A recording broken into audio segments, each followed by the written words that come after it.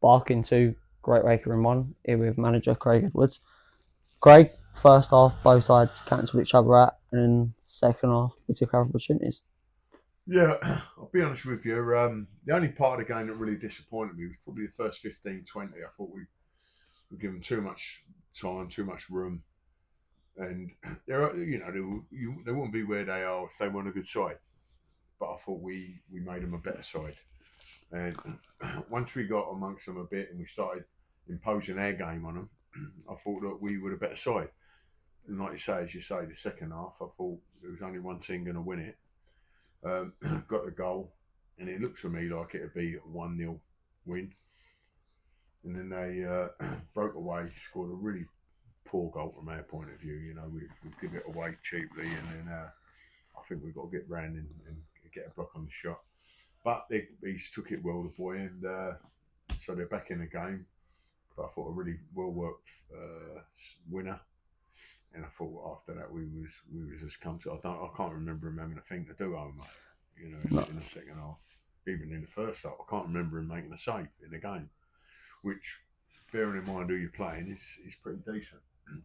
That makes it one defeat in 17 against Oldbridge, when we were 2-0 up and cruising, which still irks me.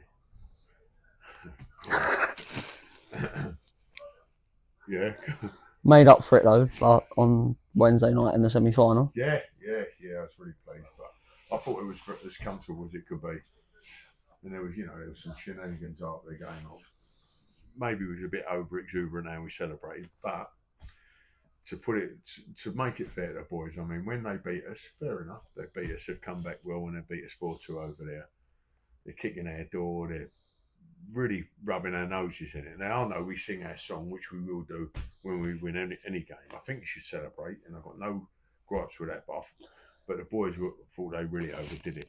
So it was nice to give them a little bit of payback, because you know what football's like. It's got a good habit of coming to bite you on the arse when you think you're... Do you think also, Craig, like, forget about all the celebrations afterwards, that game, we were 2-0 up, we've lost 4-2, and then a few weeks later, we've had a game against the top of the league here. The first half, we've cancelled them out.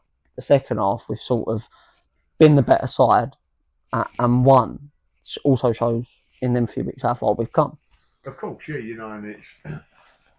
you'd like to think, I mean, like I say, it's our only defeat in the last 17, and you like to think that in a defeat like that, we're, no disrespect to Oldbridge, we're 2-0 up, and they're not had a shot. I could not see them scoring a goal. And 2-0, they say it's a funny lead, they pull one back. But we were so comfortable, and we just give away silly free kicks, and we just fell apart really in the last half hour, and I've never seen it from us. And so that was a real valuable lesson for us. Unfortunately, it's cost us 3 massive points. And at this stage of the season, we're still playing catch up, and it's not like we're just chasing these. We're chasing potentially Oakley and Wakering, Ilford, possibly. Ilford are on our tail. Bucker's still right in the mix. So yeah, it's very galling when you lose. We go to Ilford next week, and similar thing with them. We're 2-1 up with 3 minutes into injury time and get a penalty, hit over the bar, and they go straight up the other end and get an equaliser. So those 2 games have hurt me more than any game this season. But we to a degree we put one right, and hopefully we can get a result at Ilford next week. Who I think are having a fantastic season. Do you not also think the fact that them 2 games have also not only hurt you, but our group of players there have made us more motivated for games like these, like today? They should be, and it's got to hurt. When you get beat, it's got to hurt. When even half time, when I don't think the performances or the levels was what they should be, it's got to hurt. It's got to mean something to you. And I think the second half response, so it showed it did. And they've gone out there and I thought thoroughly deserved the win. And what for you changed in the second half? Because in the first half it was quite an even game. it was like two top of the table sides have cancelled each other out. How did you flip it so we got the advantage? To go out there and play with no fear. Don't go into a game worried about losing. There was and I ain't gonna name players or dig them out, but there was a few that I thought were erring on the safety side, like with forward runs and things like. Worried about am I leaving players behind me? If they're behind you, it's even better because you've got a chance of scoring. Mm-hmm. So it was more a case of us being positive and getting on the front foot and looking to go and win the game rather than not lose it. And it's just a frame of mind. And you know, and I believe at this present time we're as good, if not better, than any side in the league. But that don't win your games. That don't win you nothing. You know, it's going out on the pitch and proving it and trying to show it that you're better than the opposition. And as we've seen numerous times this season, it's not always possible to do that. You know, sometimes teams play better than you. Sometimes decisions go against you. Sometimes, like we did we blaze a penalty over the bar when we've got the game won. You know, so there's many factors that come into it. You know, injuries. What really pleased me today, the last two games, our centre halves, James Folks and Ninja, both out today.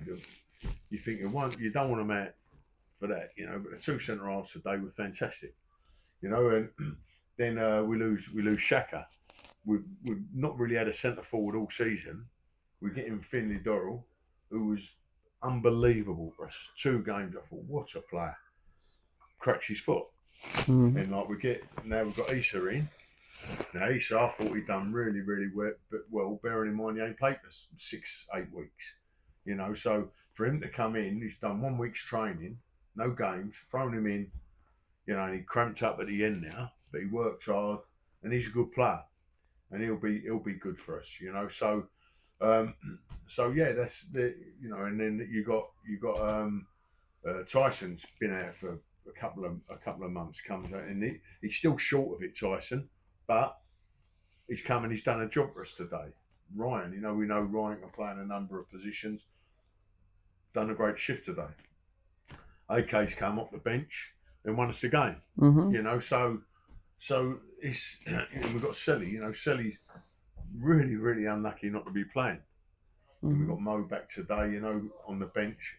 So the squad's decent, but you want all your best players available. And at the moment, we've got 4 what I would sort of call key players that are unavailable.